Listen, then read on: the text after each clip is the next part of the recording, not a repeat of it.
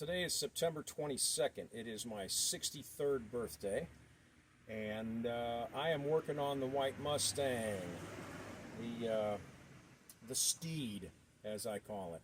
So the Steed has an air pocket in the radiator fluid. So I flushed it. It's got a motor with 5,000 miles on it, so it wasn't dirty. It just had an air pocket, and I wanted to make sure that anything from the rebuild came out.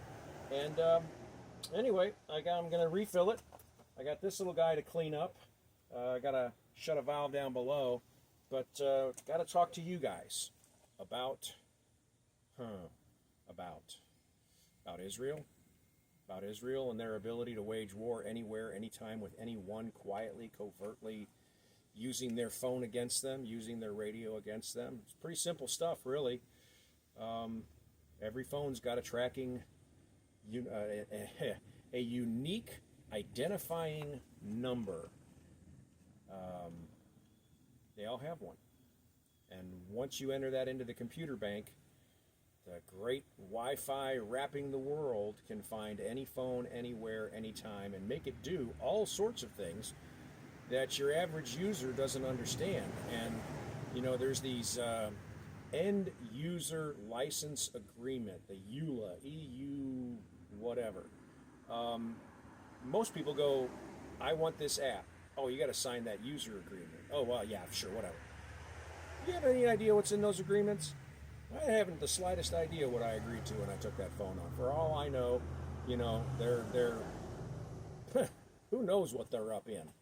So my phone can be found anytime, anywhere by the right people and activated in ways that I don't understand. It's espionage. It's just simply espionage. Which is actually from a German word, not espion, Spion, S-P-I-O-N, but they don't say Spion, they say Spion, and then you get espionage from that. So it's covert espionage, 007, Cars 2 type stuff, and the spions, the spies, they get inside of everything. And once they're in there, and you don't know they're in there, that's when they start doing their dirty work. In Lebanon, they didn't know that spies had gotten a hold of their equipment and laced it with explosive. And they didn't know that Israel had the technological capability to ignite that by superheating the phone via a program that would run and consume so much battery that the phone would overheat, causing the explosive material to explode. So, it's possible. The craziness is that, everybody's a target at this point. Nobody's giving up their phones. Most people are going to be like, yeah, but it won't happen to me. It won't happen to me. It won't happen to me. That's for other people. Well, you just don't know that. Every military in the world now is aware that communication devices can explode if you don't follow them from the very beginning of manufacture all the way through. If you don't put a dog sniffer on there and make sure that there's nothing in there, it's hazardous. Now, what do you do? Throw away your phone? Well, if it started acting hinky, you better. Some of those people in Lebanon did toss that phone, and where it landed, that's where it went off. And, God have mercy on the people that were actually innocent who happened to be in the way. Collateral damage in war, it always happens. And speaking of war, there's a war coming that's greater than any other war that has ever been or ever will be. And that war is the war that Christ talks about. And he says, pray that you may escape all these things that are about to happen on the face of the earth, and that you may be accounted worthy to stand before the Son of Man. Well, number one, there's an escape. Christ would never ask us to pray for something that doesn't exist. And that escape puts us in front of the Son of Man. Well, where is the Son of Man? He's in heaven. So it's an escape that takes us up, places us in front of the Son of Man, where we hope to have been found worthy to stand. Okay. How do you become worthy of something? I'm worthy to drive these vehicles because I went and took the test and proved that I could do it, proved that I was worthy, that I deserved this benefit. The rapture is not salvation. You're saved. Your soul is saved. Your soul is going to be just fine.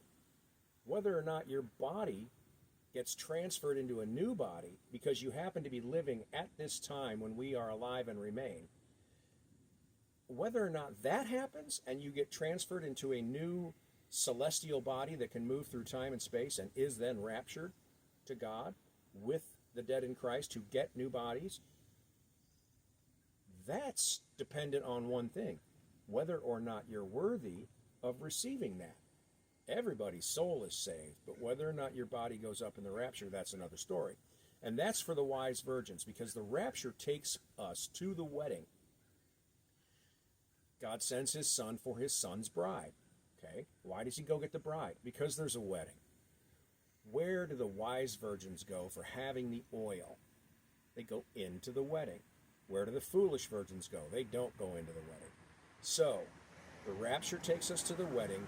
It's a reward for the wise virgins who have studied it out and understand how to access the wedding, what to do on that day in Zion, how to be part of the one people in one language by learning the one language and then using the one language on that day in Zion at a very specific time, such that we are all one people in one language, fulfilling Genesis 11:6.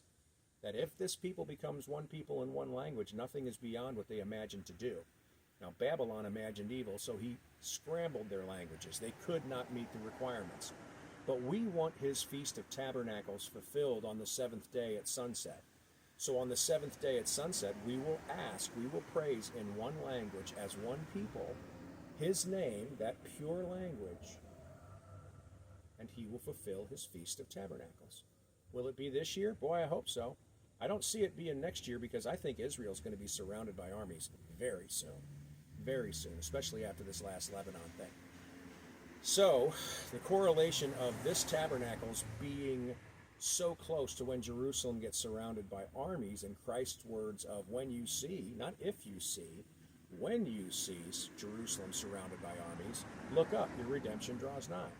So, at sunset in Jerusalem, which is 5:58 p.m. on the 23rd of October, 2024, at that time, we need to be praising his name. Now, I don't care what your clock says where you are, even if it's the middle of the morning where two are in bed and one will be taken and one won't. Wake yourself up in enough time to be praising his name over that span of time in which the sun will set in Jerusalem. And then you will be part of the one people in one language. If it happens this year and you're not doing that, you won't be part of the one people in one language.